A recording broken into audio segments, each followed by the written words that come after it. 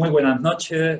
Hoy en el ciclo Música de Lobo que organiza la Fundación Carlos Edmundo de Ory con Anda Cádiz, tenemos al escritor mexicano Jordi Soler. Novelista, poeta, ensayista, miembro de la muy gamberra Orden del Finnegans, esos esos autores hispanohablantes que rinden tributo a Ulises de Joy. Jordi ha sido además locutor de radio, entre muchas otras cosas, y ha publicado ya una cantidad muy considerable de libros. Entre sus últimas novelas recuerdo, por ejemplo, El cuerpo eléctrico o una que me encantó, que fue Usos rudimentarios de la selva. Vamos a hablar de su vertiente como ensayista. Entonces, como ensayista tenemos Ensayos bárbaros, donde describió una sociedad con las máximas aspiraciones de tener el control sobre la sanidad y la seguridad. Ahora mismo podemos comprobar qué frágil era esa pretensión, pero nos vamos a centrar en su último libro, un libro que se publicó en 2019 y que se ha visto un poco lastrado precisamente por esta situación de pandemia que vivimos. Es Mapa secreto del bosque, un ensayo de combate para ver más allá de lo inmediato. Libro editado por Debate, dividido en 5 capítulos, que cuenta con un epílogo final y que tiene todo lo que buscamos del género, ¿no?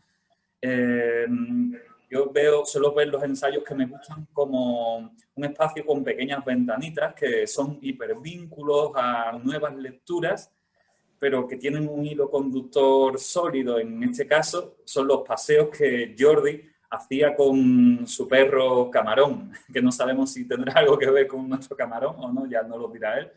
Bueno, Jordi, buenas noches en cualquier caso. Buenas noches, Salvador. Gracias por tu generosa presentación. Bienvenido a este ciclo Música de Lobo. Bueno, se hace difícil atacar esta entrevista porque, como ya hemos hablado tú y yo previamente, tiene muchas vertientes el libro que me gustaría abordar, pero bueno, vamos a intentar resumirlo en los 25 minutos que deberíamos tener. Y bueno, en tu libro vamos al principio, que es mejor manera de empezar. Empiezas hablando de Henri Bergson y de su distinción entre orden geométrico y orden orgánico. Pones el ejemplo de un escritorio ordenado y un escritorio desordenado, ¿no? Háblanos de esta distinción porque además creo que es algo muy reconfortante para aquellos a los que siempre, desde pequeños, nos han llamado desordenados. Sí, bueno, recojo tu pregunta justamente ahí.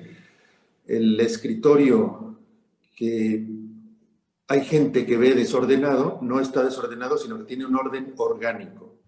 Es decir, que la disposición de las piezas que están encima de este escritorio han ido creciendo de manera natural, no de manera impuesta, como sería el orden tradicional.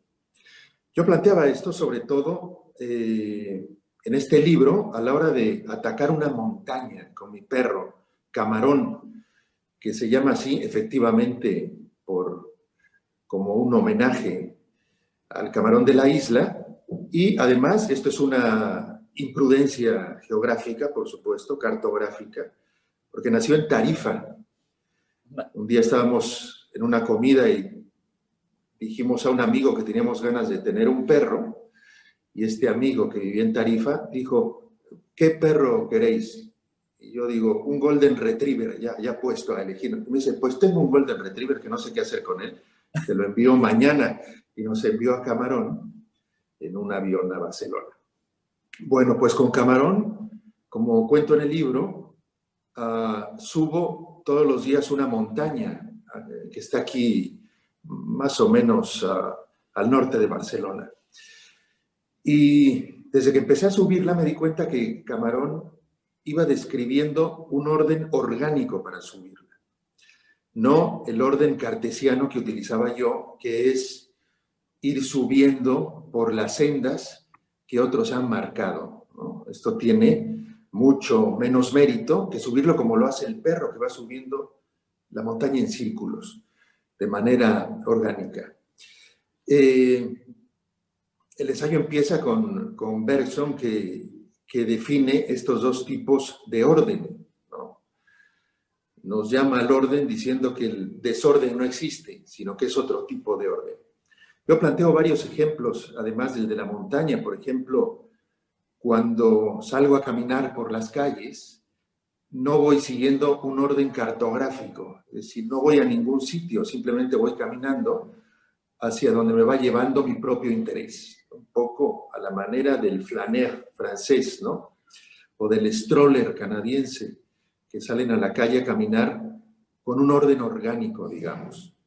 El otro día pensaba, esto no está en el libro, pero seguramente estará en mi próximo libro, que la facilidad que nos da el diccionario de la Real Academia de estar online nos empieza a escatimar ese espacio de búsqueda en un libro. Es decir, ahora cada vez que tenemos una duda y estamos en el ordenador, simplemente abrimos la ventana del diccionario y vamos a resolver la duda. Y antes yo pensaba, teníamos que hacer un alto, ir a la estantería, coger el diccionario y meternos al diccionario, lo cual implicaba irte perdiendo de una palabra a otra hasta que llegabas a resolver la duda, ¿no?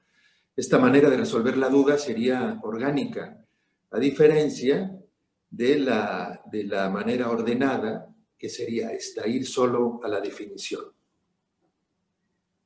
Genial. Siguiendo por esta manera de caminar orgánica, vamos a irnos adentrando en el bosque. Tú hablas del mesmerismo, ¿no? Ese que Allan Poe defendía con fervor, y aunque científicamente está bastante desacreditado, parece que o por lo menos en la ciencia oficial, ¿no? Parece que en lo literario mantiene su vigencia, ¿no? Yo recuerdo, por ejemplo, cuando lo leí, el Monsieur Pen de Roberto Bolaño. También hace unos meses tuvimos a una autora de aquí de Cádiz en el ciclo Música de Lobo, Nieves Vázquez, que nos estuvo hablando del mesmerismo, de cómo había llegado a interesarse por él. ¿Cuál es la fuerza mesmérica del bosque, Jordi? Bueno, yo, como es evidente en el mapa secreto del bosque, fui un lector muy atento de Carlos Castaneda. Seguramente porque nací en México y porque nací en una zona rural, en la selva, en Veracruz, en donde la naturaleza jugaba un papel especial, no propiamente bueno, ¿no? En aquella selva donde nací, que era técnicamente un cafetal que pertenecía a mi abuelo, y ahí había unas casas dentro. En aquel entorno había un equilibrio ecológico que consistía, muy claro, cristalino, que consistía en deshacerte de la alimaña que venía a atacarte. Es decir, no estábamos por conservar la naturaleza, sino por defendernos de ella, ¿no? Yo durante toda mi niñez crecí matando bichos de todas las denominaciones y además siendo parasitado por ellos. Yo tuve todos los parásitos que te puedas imaginar, la solitaria, la tenia, amibas, absolutamente todos los parásitos que al estar inmersos en aquel sistema, pues iban teniendo sus ciclos dentro de nuestro cuerpo y después nos iban abandonando. En lugar del médico, íbamos con una chamana que había al lado de casa, que nos curaba con unas ceremonias, seguramente porque nunca tuvimos una enfermedad muy grave, afortunadamente, porque seguramente ahí el talento de la chamana hubiera llegado a su límite. Y esto era así. Yo, cuando fui al doctor por primera vez en la Ciudad de México, me pareció que nos estaban estafando, porque lo que veía era un señor de bata blanca que te tocaba de manera muy comedida y después escribía en una hoja una receta para irla a comprar a una farmacia, y todo venía en una cajita, te lo daba una señorita. A mí esto me parecía un timo, porque yo estaba acostumbrado a que te curaran con grandes humaredas y con cantos, en fin. Todo esto para contarte que mi relación con la naturaleza es especial. Yo, cuando leí los libros de Carlos Castaneda, pues me quedé muy asombrado de que esto que cuenta en un tono entre literario y antropológico, digamos, pues eran cosas que yo había visto de niño, ¿no? De entrada me impresionó mucho esta descripción de las personas, qué hace la gente que es capaz de ver un poco más allá, como era el caso de estos brujos que interaccionaban con Carlos Castaneda, ¿no? Ellos veían unos filamentos que lanzan los cuerpos y que se entrelazan con los filamentos que también lanzan los árboles y las plantas, e incluso los seres inanimados como las piedras. Y esto que yo ya lo sabía, lo leí en los libros de Carlos Castañeda con mucho asombro y después lo volví a leer en una narración de Edgar Allan Poe que se llama, yo creo que Mesmerismo, si mal no recuerdo. Y después me aficioné mucho por los doctores mesméricos, ¿no? Por todas estas especies de ferias que hacían en Estados Unidos, como cuento en el libro. Y me pareció que todo era parte de un sistema, como he tratado de jerarquizarlo en este libro. Yo personalmente nunca he logrado ver esos filamentos luminosos que esta gente sí veía, pero sí que me queda de una manera más o menos clara la existencia de estos filamentos, ¿no? Hay cosas, hay pálpitos, si quieres, presentimientos, ideas extremas que he tenido al ir caminando en los bosques que estoy seguro que tienen que ver con la forma en que mis filamentos se integran a los filamentos del sistema de la naturaleza. Claro, todo lo que describes sobre tu vida en la selva, si algún espectador quiere saber más sobre eso, sin duda les recomiendo precisamente la novela de la que hablábamos anteriormente, de Usos rudimentarios de la selva, donde se ve perfectamente esa convivencia.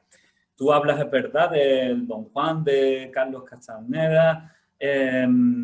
¿Cómo hacemos para adentrarnos en el bosque y no quedarnos solo con la superficie, ¿no? que dice Don Juan en el libro? O también lo dicen los trascendentalistas como Burroughs o Thoreau. ¿Cómo hay que mirar el bosque para ver más allá, esa parte invisible del bosque? Pues mira, en primer lugar hay que mirarlo, ¿no? Hay que verlo. Ver en el sentido que Don Juan, el brujo yaqui, que adiestra, digámoslo así, a Carlos Castaneda, utilizaba la palabra ver en un sentido mucho más trascendente, ¿no? O sea, puedes ver cualquier cosa de manera habitual, superficial, pero el ver al que nos invita el brujo es de una manera bastante intensa. En el siglo XXI es muy sencillo el procedimiento para ver cosas en el bosque porque basta con desenchufarte, ¿no? Yo veo la gente con la que me topo cuando voy caminando por ahí, la mayoría llevan auriculares, ¿no? Esto ya inmediatamente te aísla dentro de ti mismo, ya no vas viendo lo que está sucediendo afuera. Hay gente que va hablando por teléfono. Es rara la persona que va concentrada en lo que está sucediendo en el entorno. Y esto, que es un acto muy sencillo, se practica bastante poco. Aquí en el libro, de pronto algún lector me ha dicho que esto parece casi ciencia ficción, pero no es verdad. Basta con poner atención para estar predispuesto al hallazgo. Esta era una idea también de André Breton, que también, como muchos de los personajes que aparecen en este libro, caminaba por las ciudades predispuesto al hallazgo. Esto lo dice él textualmente, ¿no? Caminar predispuesto al hallazgo, si entendemos bien lo que nos está queriendo decir el poeta, es esto, es caminar con la idea de encontrarte algo. Sobre todo de encontrar, esto es muy importante, lo que no vas buscando. Porque si te integras en un bosque o en una avenida con la idea de encontrarte algo, pues no lo vas a encontrar nunca. Hay que salir, como digo, predispuestos al hallazgo, a lo que te puedas encontrar, ¿no? A veces termina el paseo y no te das cuenta que tuviste un verdadero hallazgo hasta varios días después, ¿no? Eso me pasa con frecuencia. ¿Eso sería emboscarse? El término que tú utilizas, creo que lo tomas de Ernst Jünger, ¿no? Y ¿Eso supondría emboscarse para ti? Sí, es exactamente como tú lo dices. Es un concepto de Junger, que era un caminador ejemplar, ¿no? Es este hombre que vivió todo el siglo XX, absolutamente todo, ¿no? Peleó en las 2 guerras mundiales, estuvo en la ocupación de París, probó las drogas de los 60s, en fin.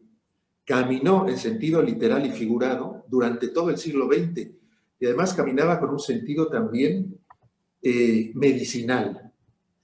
Decía en sus diarios, en alguna parte de sus diarios, dice que cuando no camina el suficiente tiempo durante un día, el estómago empieza a descomponerse, ¿no? Es decir, él tenía todos sus ciclos biológicos, estaban regulados por las caminatas. Y el concepto de emboscarse, que es, como bien dices, de Junger, yo creo que es un concepto que se adelantó a su época, porque él lo utilizaba para aislarse del ruido que hay en el mundo y concebir una nueva forma de belleza o simplemente concentrarte en resolver algún tema íntimo o simplemente estar predispuesto al hallazgo, que es otra de las ramificaciones del emboscamiento. Digo que es un concepto que se adelantó a su época porque si hay un momento en el que nuestra especie necesita de ese espacio para emboscarse, es el siglo XXI, es nuestro tiempo, ¿no? Porque tenemos cada vez más ruido, ¿no? Ahora, para tener un montón de ruido no hace falta más que abrir el teléfono, ¿no? Inmediatamente te cuentan un montón de noticias que quizá no tendrías, en primer lugar, por qué enterarte de ellas o, en todo caso, no en ese momento. Estamos en el siglo XXI, es cada vez más difícil emboscarse si no es un acto de la voluntad, ¿no? Tienes que proponértelo. Yo supongo que en la época de Junger casualmente estabas emboscado en algún momento, ¿no? Pero en el siglo XXI esto es imposible, ¿no? Si no estás en la montaña solo y sin teléfono, pues no hay manera de emboscarse, ¿no? Esto nos viene muy a propósito con la siguiente pregunta que te quería hacer, porque hablas en tu libro, haces una referencia a otro libro que es La vida secreta de los árboles, de Peter Wohlleben, donde nos cuenta que los árboles a través de las raíces, ¿no?, se comunican y viven en sociedad. Creo que dices que el árbol aislado vive menos, pero haces un planteamiento. ¿Y si hay una pandemia, quién vive mejor y más tiempo, ¿no? Es que emboscarse parece más necesario que nunca, ¿no? Precisamente este ensayo, la imagen, lo del bosque, que es algo real, es algo que tú haces, vas al bosque, pero también nos sirve para pensarnos en la sociedad en la que estamos inmersos, ¿no? Sí, bueno, ha quedado de manera absolutamente casual, porque es un libro publicado en noviembre del 2019. No teníamos ni idea de lo que se nos venía encima. Además de los paseos en el bosque, es un libro que habla también de los microviajes, ¿no? Por ejemplo, en el libro se plantea que es importante saber, conocer el entorno en el que vives, el entorno inmediato, quiero decir, y además sugiere que es un poco absurdo hacer viajes a Hong Kong y a África y a México, cuando no conoces ni siquiera la manzana en donde vives. No conoces, otra vez, en el sentido que utilizaba el brujo Juan Matus, ¿no? No ves lo que hay a tu alrededor. Esto ha quedado, pues, de manera muy expuesta en nuestra época de la pandemia, ¿no? Yo ahí también planteaba en este libro que es importante tener piezas materiales de entretenimiento, como son los libros, como son los CDs, como son las películas en DVD, porque el día que venga el gran apagón del Internet, que según los expertos vendrá, pues los afortunados vamos a ser los que conservamos todo este material, ¿no? Yo esto se los cuento todo el tiempo a mis hijos y se ríen de mí porque ellos son de la época de la Internet y es un servicio que no falla nunca, eso nos cuentan. En fin, una manera de emboscarse también podría ser conservar ciertos elementos del siglo XX, ¿no? Los que venimos del siglo XX lo entendemos perfectamente. Los nativos del siglo XXI, no tanto, ¿no? Los libros les parece que ocupan demasiado espacio, la música lo mismo, o las películas.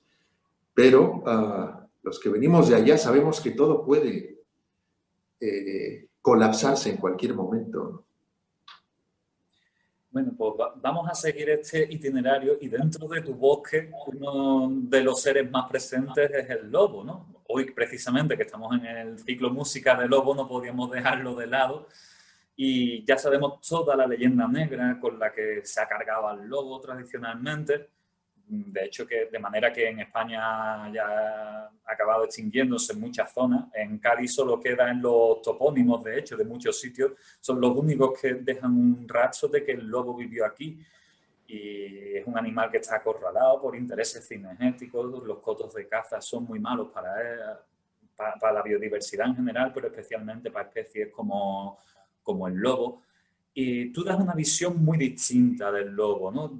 Como ser gregario y llegas a una máxima que curiosamente coincide exactamente con un aerolito de Carlos Edmundo de Ory, que es el lobo es un hombre para el lobo, ¿no?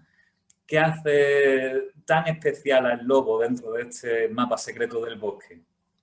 Bueno, yo creo que atacamos tanto al lobo y le hemos hecho esa leyenda negra porque es nuestro hermano, ¿no? No hay mayor saña que la que se aplica al que es igual que tú, ¿no? Porque es el que te puede hacer más daño.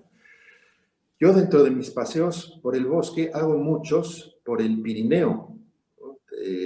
Vamos a una casita que está en el Ampurdá, al norte de Cataluña, y ahí llegan lobos que no son propiamente nativos del Pirineo, sino que describen una ruta fascinante que he estudiado, que vienen desde el norte de Italia, bajan por Francia y llegan hasta el Pirineo. Y de ahí regresan. Son trayectos que duran muchos meses. Son lobos nómadas. Y yo de vez en cuando voy paseando con Camarón por ahí, oigo el aullido de este lobo. No sé si es uno, el mismo que viene cada año u otro, porque nunca lo hemos visto.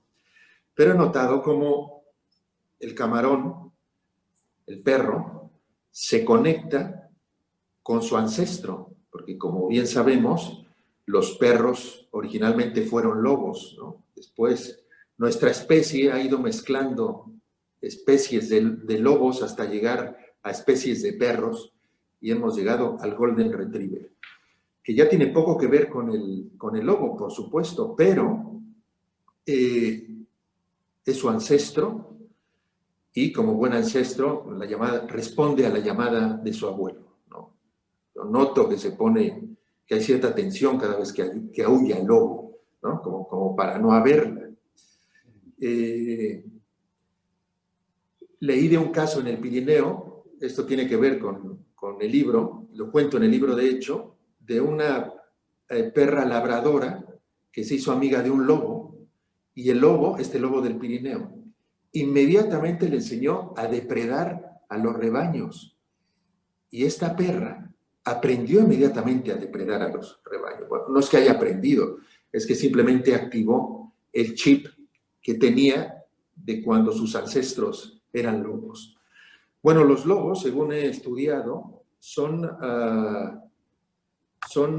monógamos, además se ocupan mucho de su prole, los enseñan a jugar, van a cazar para alimentarlos y permanecen con sus hijos todo el tiempo que necesitan antes de ser adultos y valerse por sí mismos. A mí me parece que el lobo se parece tremendamente a los humanos, a nuestra especie, ¿no? Y creo, como te decía al principio de esta respuesta, qué lo atacamos tanto y le hemos inventado esta leyenda? Justamente porque es igual a nosotros, ¿no? Es un tema apasionante, sin duda. Como apasionante es el capítulo Maneras de Caminar, donde hablas de mucho de los flanés. Te has referido a algunos anteriormente, pero recuerdo los casos de Samuel Beckett, de Rimbaud, de Nerval. Ojalá pudiéramos centrarnos más en ellos, pero bueno, yo voy a dejar que sean los espectadores los que se acerquen a este mapa secreto del bosque, que contiene muchísimas sorpresas y muchísimos hallazgos agradables.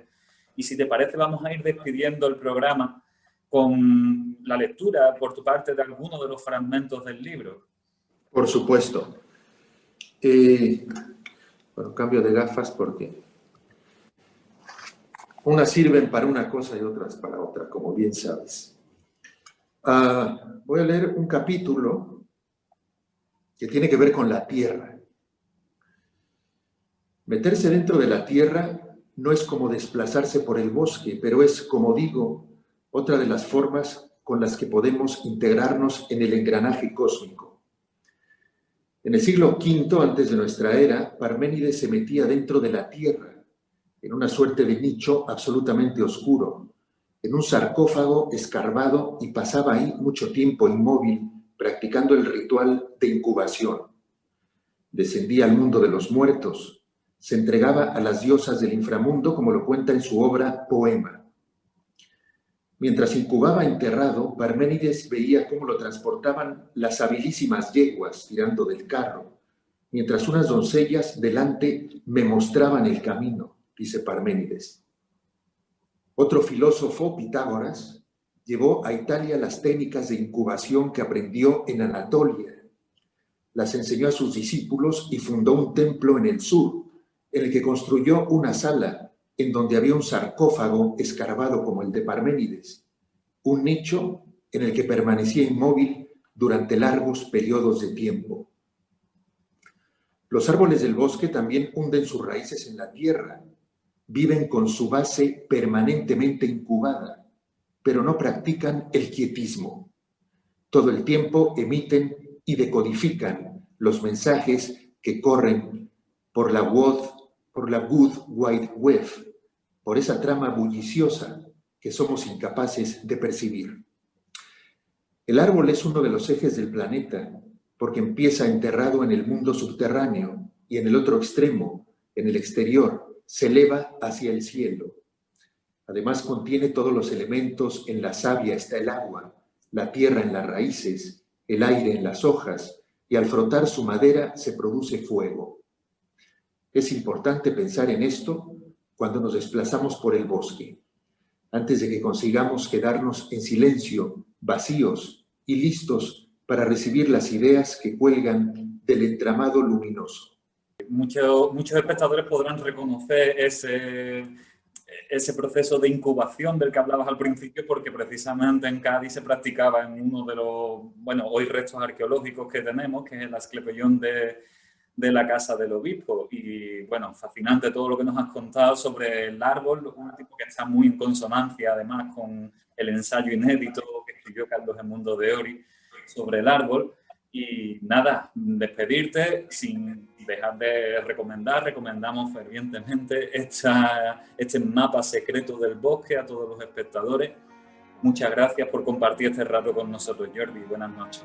Al contrario, Salvador, un abrazo. Gracias.